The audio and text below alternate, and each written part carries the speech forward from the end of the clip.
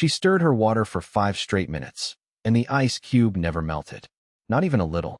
It just bobbed there, whole, square, defiant, while she pretended to listen to the jazz playing in the background. Pretended not to see me staring.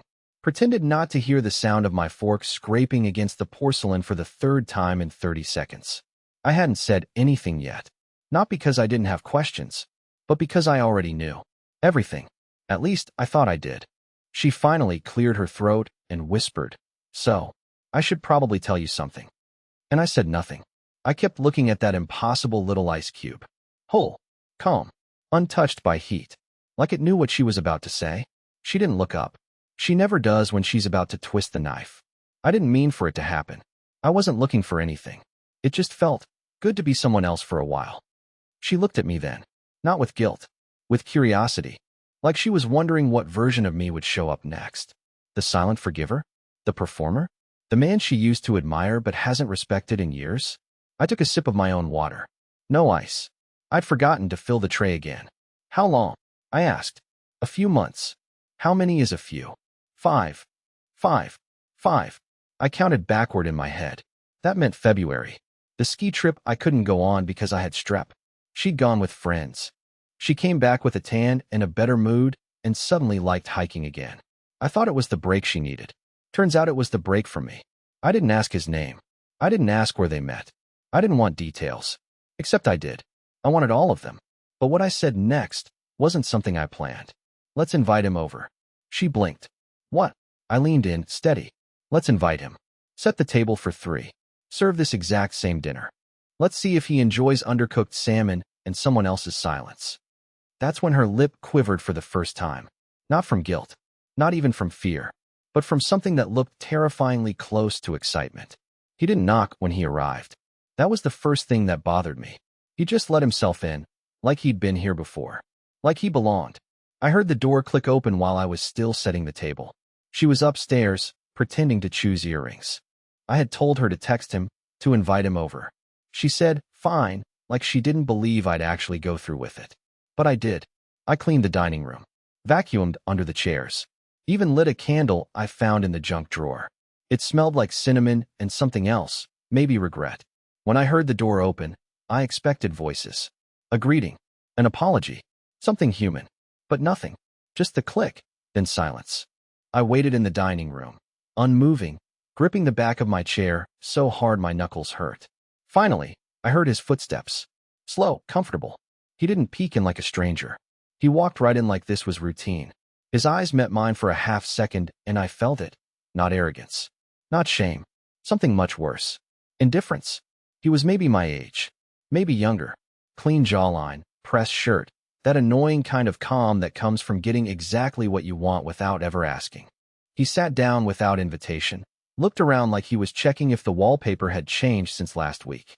I like what you've done with the lighting, he said, smiling. Very cinematic. I stared at him. No words. Because I realized something in that moment that made my stomach twist. This wasn't his first time in my house. He knew where the wine opener was. He glanced toward the kitchen like he could navigate it blindfolded. This wasn't a guest.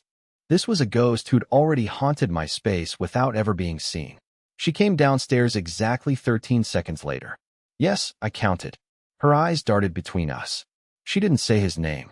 She didn't introduce us. Maybe because names made it real. Made it irreversible. I stood there waiting for her to speak. She didn't. So I did. Well, I said, voice shaking, since you're already comfortable, how about you carve the chicken? He looked at me. Really looked this time. Then he stood up, walked to the kitchen, and, without asking, grabbed the knife from the second drawer near the sink. He knew where it was. He knew. I sat down slowly, the air buzzing in my ears, like static before a power outage. She didn't sit. She stayed behind him. Not close. Not far. Just standing there, like she was watching a movie and wasn't sure which character to root for anymore. I wanted to scream. I wanted to punch the plate off the table, to ask why, to demand answers that might never make sense. But instead, I looked at both of them and said, so, which one of you is going to explain how long you've been playing house and mine? No one answered right away. He just began carving. Carefully. Elegantly. And when he finally spoke, it wasn't to me. It was to her. You said he wouldn't ask. And that That was the moment I realized I'd been the quietest person in the room for far too long. I didn't sleep that night. Not because I was angry. That would have been too clean, too easy. I didn't sleep because I couldn't figure out who had been lying longer, her or me, after they left. Yes, they left together, without a scene, like a polite couple leaving a dinner party that got too awkward. I just sat at the table for what might have been 2 hours. The candle had burned down to a sad puddle of wax, and I couldn't stop staring at the chicken. He'd carved it perfectly. The slices were even, symmetrical, like he'd done it before. Maybe he had. Maybe in my kitchen. But the part that haunted me wasn't the precision. It was the silence they left behind. No door slam. No yelling. Just the sound of keys jingling, the front door creaking shut, and the click of her boots fading down the sidewalk. It wasn't betrayal in the dramatic sense. It was a departure. Cold. Surgical. Like I'd already been deleted from the version of the story they were living in. I got in my car around 3:17 a.m., not because I had anywhere to go, but because the walls inside felt like they were watching me. I drove around the block twice, just circling, windows down, engine low, like some suburban ghost drifting past manicured lawns and sleeping dogs. I ended up parked in the lot behind the gas station where she used to buy lemon Snapple on summer nights. I reached into the glove box looking for a pen. I'd started writing down fragments of thoughts just to stop myself from pacing. And that's when I felt it. Not the pen. A piece of folded paper. Crisp. New. Hidden beneath a spare phone charger and some expired gum. It wasn't there before. I never put anything in the glove box. I opened it carefully, like it might explode. And in a way, it did. It was a list. Handwritten. In her handwriting. Titled simply, Things to Remember Before You Say Anything. There were 8 items. I'm not ready to share all of them. Not yet. But the first 3 were. Don't mention the chalet. He never knew.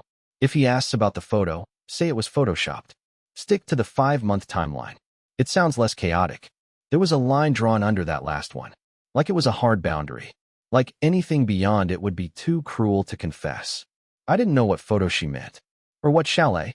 But I suddenly realized something that made my palms go cold. She wrote this before dinner. Before she told me anything. Before the water glasses. Before the unmelted ice. Before the confession that I thought was spontaneous, vulnerable, some last-minute act of guilt. No, it had been rehearsed. Outlined. Prepped like a PowerPoint for emotional damage. She didn't tell me because she had to. She told me because it was on her to-do list. I folded the paper, slid it back into the glove box, and sat there until the sun started bleeding through the clouds. I didn't cry. I didn't scream. I didn't even turn the engine off. I just watched the light change, and with it, something in me cracked. Because for the first time since this whole thing began, I didn't feel betrayed. I felt hunted. It was still early when I got home. Maybe 7:45 in the morning, and the sun was casting that sharp, overexposed kind of light that makes everything look fake. The kind of light that belongs on movie sets and real estate listings, not in front of a house that doesn't feel like yours anymore. I hadn't even made it up the steps when I noticed it. A small, matte black box sitting perfectly centered on the doormat. No label. No writing. No delivery truck in sight. Just there, waiting for me. Daring me. I didn't pick it up right away. I stood over it for a long time, trying to decide if this was paranoia finally catching up with me, or if things had already crossed into something else, something planned, mapped out, and now unfolding step by step. My first irrational thought was that it might explode. My second was that it might not need to, that it might contain something worse. I brought it inside, set it on the coffee table, and just looked at it. No tape, no stickers, not even those creases you get from folding cardboard by hand. It was too clean, like it hadn't come from a store, but a stage. Like it was part of a script I hadn't agreed to audition for. Eventually, I opened it. Carefully. Slowly. The lid lifted without resistance, almost eager.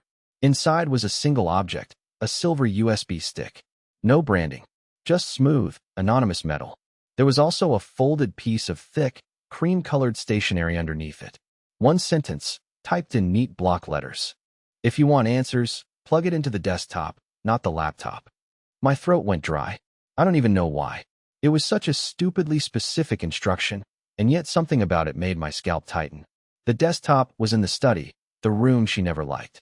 Too dark, too cold, she always said. But I liked it that way.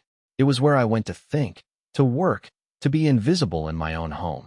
Now it felt like someone had reached inside the one place I hadn't expected them to touch. When I plugged in the USB, nothing happened at first. No autoplay, no virus warning, just a blank folder titled September. I opened it. There were 5 video files, each one named after a day of the week.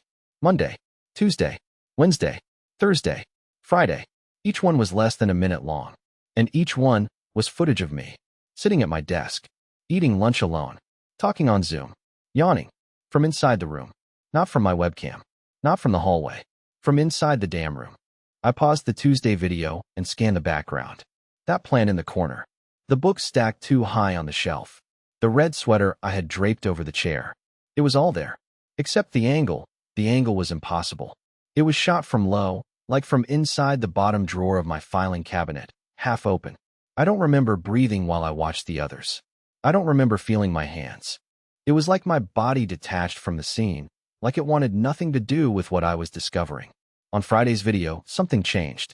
It was still me, still the study, still the same slow, quiet footage, until the final 2 seconds.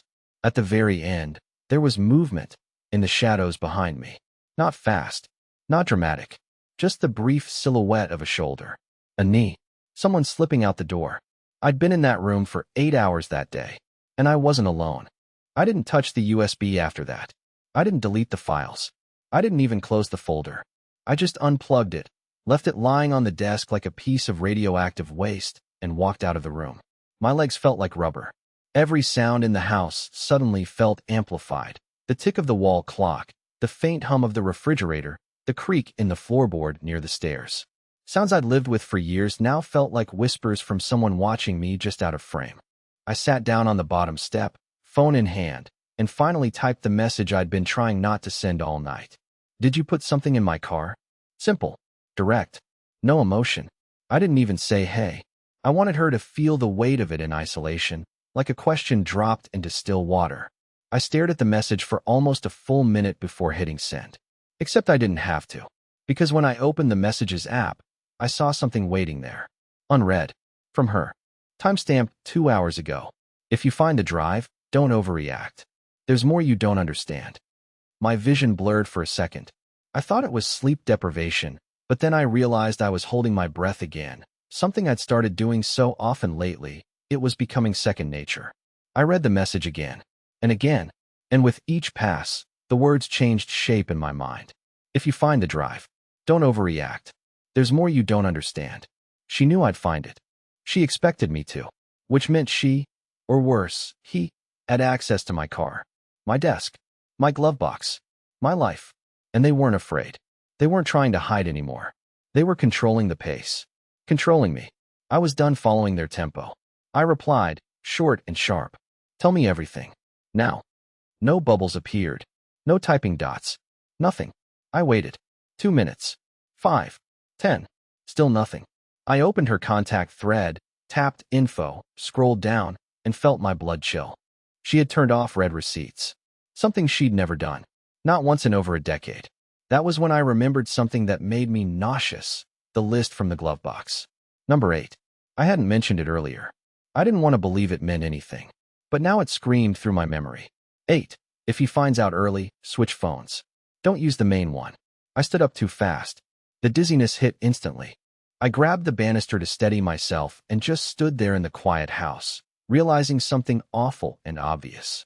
The person I'd been messaging all this time, this whole last week, may not have even been her. And the worst part? I had no way of knowing when that changed. I went into our bedroom. Her laptop was still there, closed, humming faintly. I opened it, expecting to find emails, maybe journal entries, maybe something human.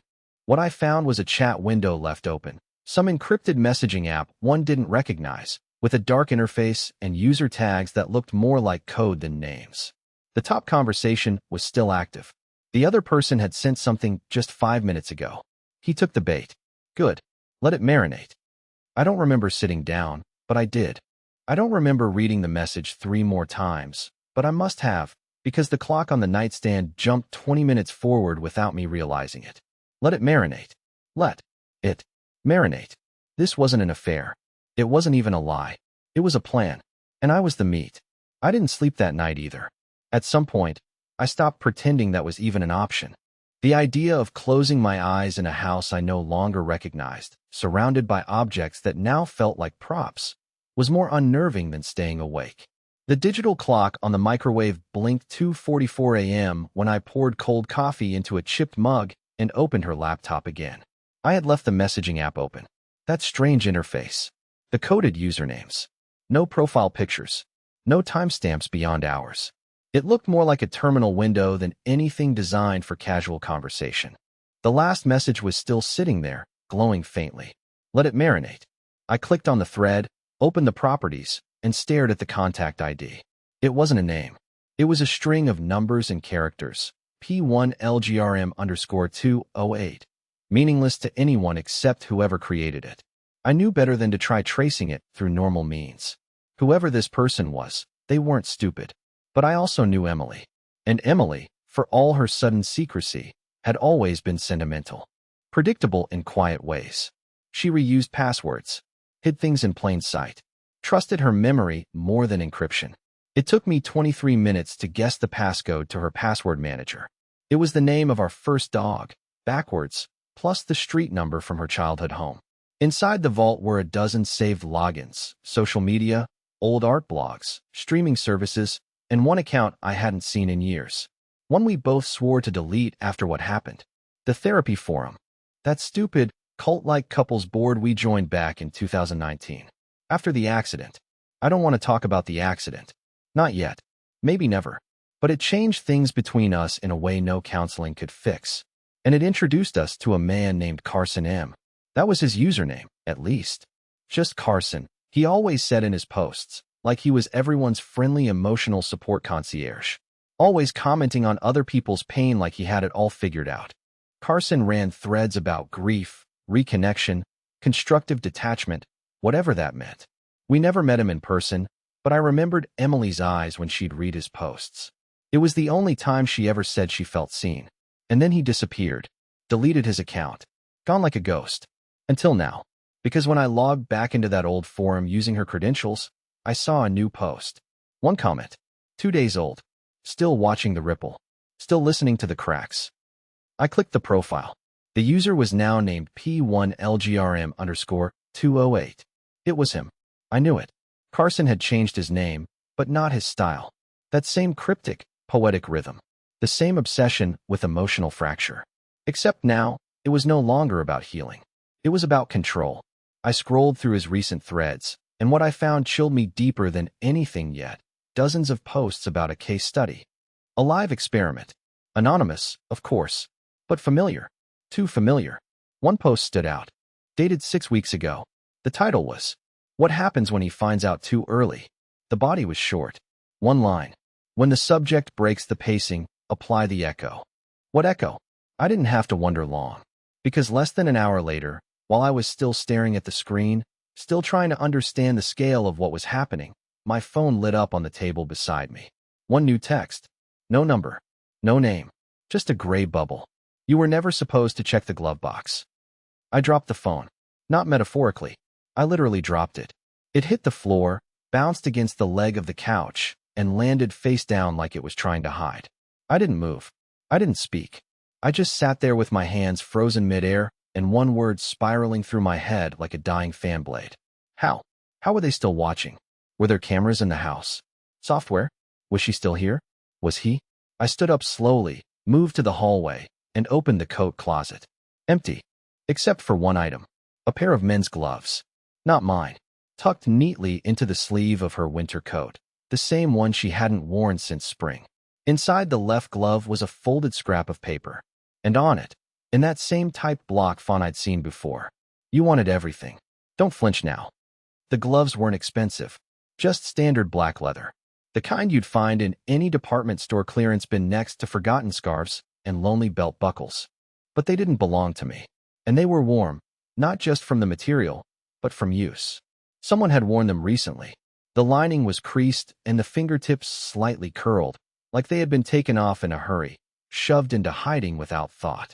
Or maybe with thought. Too much of it. The paper inside was folded into a perfect square. Not crumpled. Not torn. Placed. Like everything else so far. You wanted everything. Don't flinch now.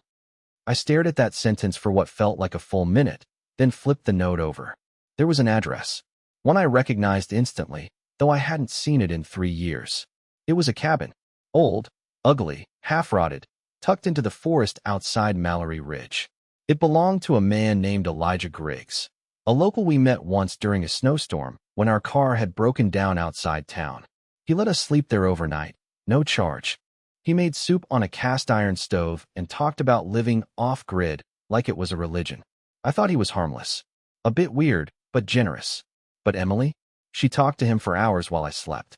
She sat up by the fire with him, her voice low, her eyes flickering in the firelight. I remember waking up to see them both laughing about something I couldn't hear and feeling this strange, sour emotion that I wouldn't recognize until much later as irrelevance. I hadn't thought about that night in years. Until now. I don't know what made me drive out there. Maybe it was the note. Maybe it was the unbearable pressure of not knowing where the edges of my own life ended anymore. But 2 hours later, I was on the old highway with a quarter tank of gas and an even emptier sense of purpose. Mallory Ridge hadn't changed. Same tired signs. Same crooked gas station. Same pine trees lining the road like silent judges. The cabin looked abandoned. Overgrown with ivy. The wooden sign out front had fallen sideways into the grass. I parked, left the engine running, and walked slowly up the creaking steps. The door wasn't locked. Of course it wasn't. I pushed it open and was hit with the sharp sting of cold air and something else. Paint thinner? No, not quite. Something chemical. Something sterile. The interior hadn't aged well. Dust everywhere. Furniture covered in white sheets. Except for one chair, the same one she sat in that night. It was uncovered. Clean. Waiting. And on it, a photograph. I didn't want to pick it up. But I did. It was of the car. Our car. After the accident. The front completely mangled. Windshield collapsed inward. Blood on the steering wheel. My side. It had been taken from a distance. Not a police angle. Not a hospital record.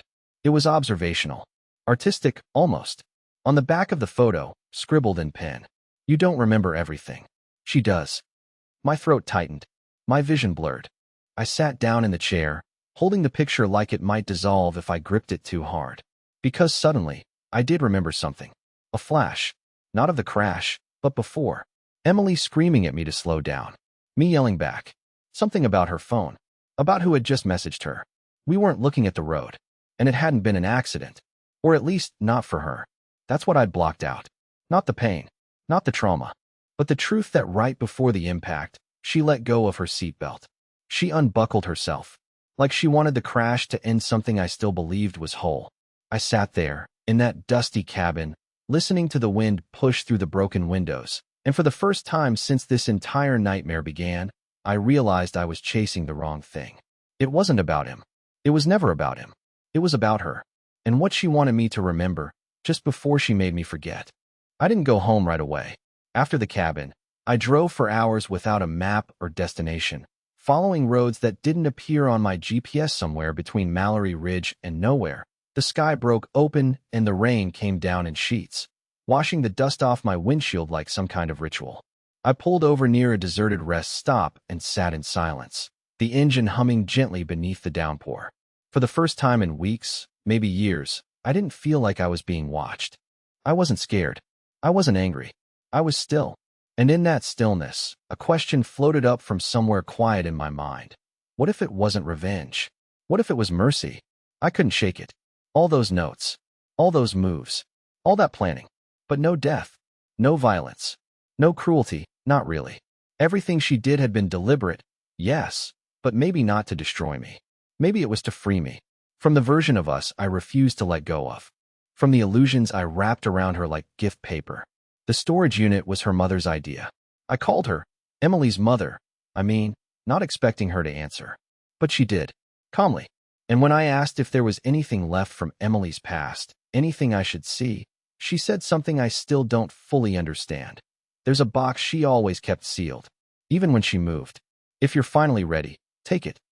The unit was on the edge of another town, behind an old church, flanked by wind chimes and rusted bicycles.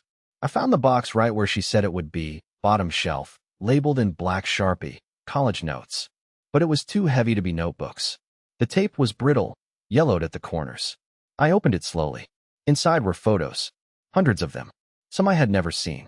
Emily as a teenager, painting murals, laughing with friends I didn't know, letters she'd written to herself, journals that began with the phrase, "If you're reading this, it means you survived it." Survived what? It didn't take long to see the pattern. Each item was a breadcrumb. Each memory a flare pointing back to one night, freshman year, when she disappeared from campus for 3 days. A night she'd never told me about. The journals revealed it all, a trauma she never shared, not even in therapy, because she believed if she spoke it aloud, it would take shape again. And Carson? He hadn't just been a stranger on a forum. He had been part of that time. A ghost from that chapter. A symbol she had spent years reclaiming, repurposing, and finally, releasing. The setup, the USB, the messages, the entire orchestration, it wasn't revenge. It was a burial. A final act of performance art in a relationship where she had lost her own script long ago. She hadn't been trying to break me. She had been trying to wake me up. To force me to see her not as a character in my loyal, aching fantasy, but as a person. Complicated. Fractured. Real. There was one last note at the bottom of the box. Typed, but signed in pen. "You always loved puzzles. So I left you one. I didn't need to be forgiven. I just needed to stop apologizing for surviving. You can be angry. Or you can be free too. Either way, thank you for keeping the part of me I couldn't." I sat there in the dim storage light, holding that note, and for the first time since the night she stirred her glass with an untouched ice cube, I smiled. It wasn't the ending I wanted, but maybe it was the one I needed. I didn't go looking for her after that. I didn't respond to the last message that came through on the Ghost app. I deleted it, closed the laptop, went home, opened the windows, let air in. The silence still comes and goes, but it no longer feels empty. Now it feels like a beginning.